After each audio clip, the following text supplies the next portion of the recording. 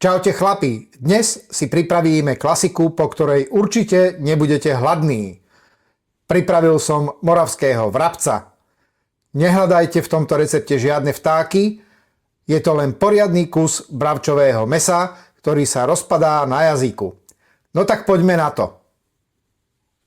Na toto jedlo budem potrebovať bravčové pliecko, bravčový bôčik bez kosti, iberijskú slaninu, cibuľu, pár strúčikov cesnaku, rastcu. Pri rastci to nechám na vás, či chcete celú alebo drvenú. Korenie 4 farieb, soľ a trochu piva. No a budem potrebovať aj trochu bravčovej masti. Cibuľu nakrájam na menšie kúsky, nemusia byť úplne malinké.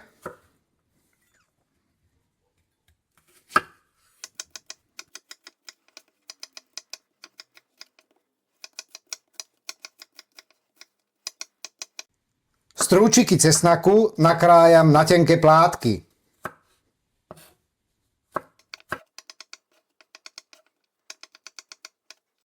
Z bravčového pliecka odrežem také tie väčšie tukové vrstvy.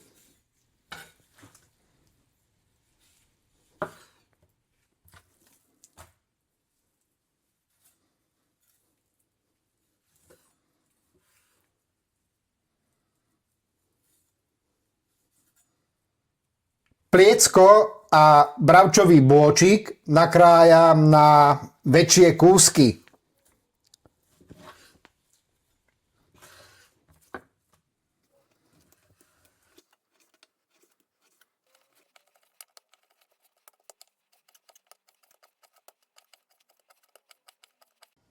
Iberijskú slaninu nakrájam na kocky.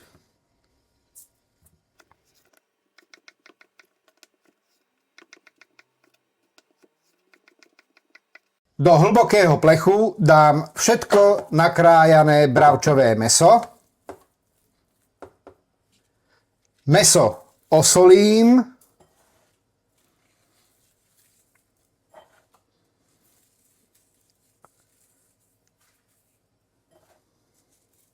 Okorením čerstvo namletým korením 4 farieb.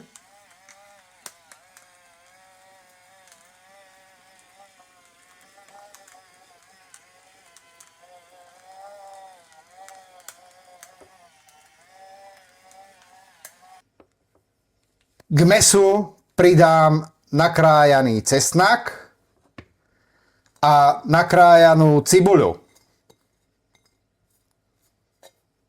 A všetko spolu premiešam.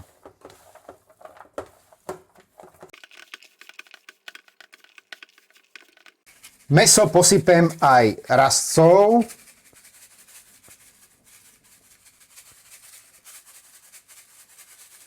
A keďže ten bôčik, ktorý som použil do tohto jedla, bol dosť mäsitý, tak pridám do plechu aj 2 polievkové lyžice masti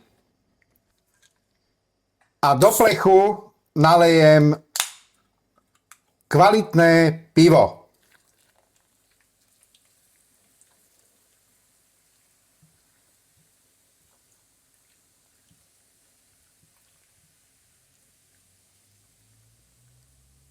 Kto nechce, nemusí dávať k tomu mäso pivo, ale môže to mäso podliať asi tak pol litrom vody. Ale povedzme si chlapi na rovinu, s pivom je všetko lepšie. Plech s mäsom zakriem alobalom.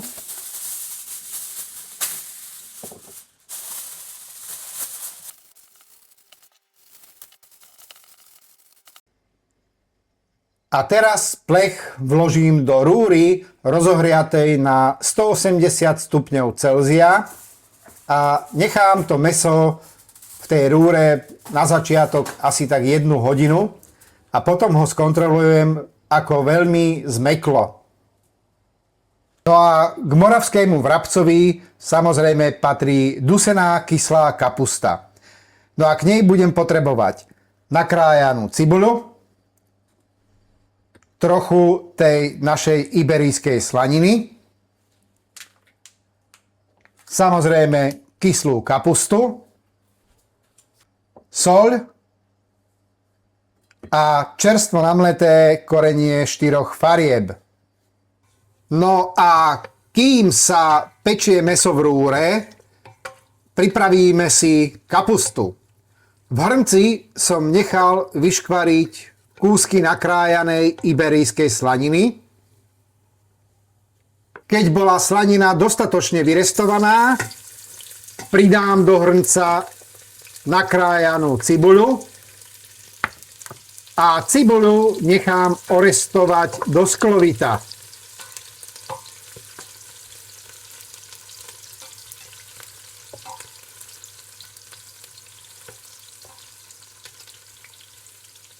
K orestovanej cibuli pridám asi 1 čajovú lyžičku rastce a nechám tú rastcu krátko zarestovať. Ona potom dodá tej kapuste takú príjemnú arómu.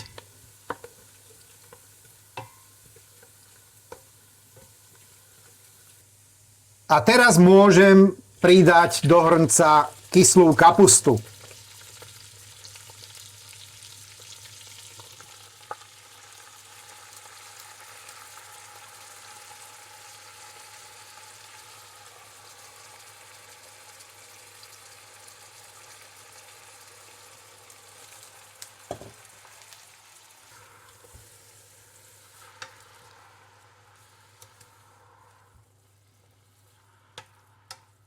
No a teraz záleží len na vás.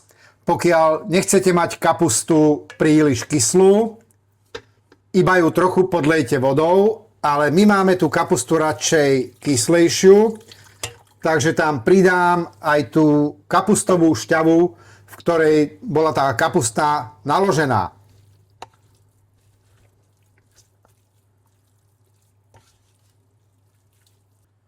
Hrniec s kapustou zakriem pokrievkou a nechám kapustu dusiť do mäka.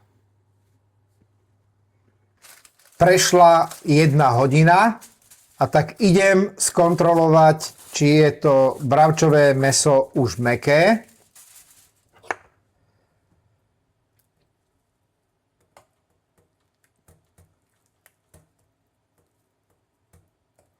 Je to paráda, úplne sa rozpadáva to mäsko. No a môžem plech s tým bravčovým mäsom vrátiť do rúry, stále rozohriatej na 180 stupňov Celzia a nechám ho tam piecť možno ešte nejakých 30 minút, aby chytilo takú peknú farbu. A idem skontrolovať tú kapustu, či už je dostatočne udusená do mäka.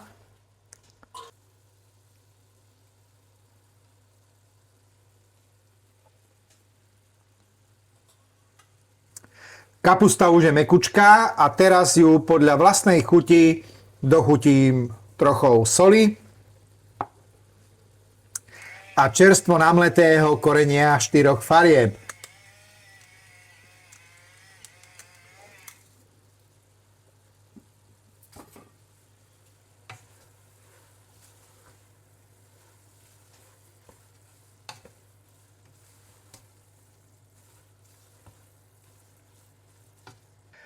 Všetko mám hotové a na tanier môžem naložiť knedľu.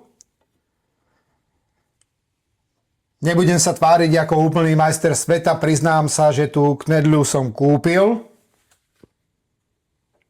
Môžem pridať aj udusenú kyslú kapustu.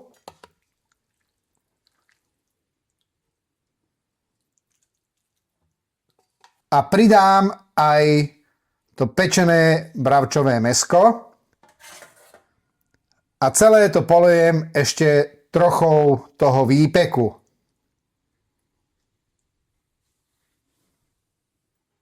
Chlapi, ak sa rozhodnete pripraviť moravského vrabca podľa tohto videa, dajte mi prosím vedieť, ako sa vám podaril.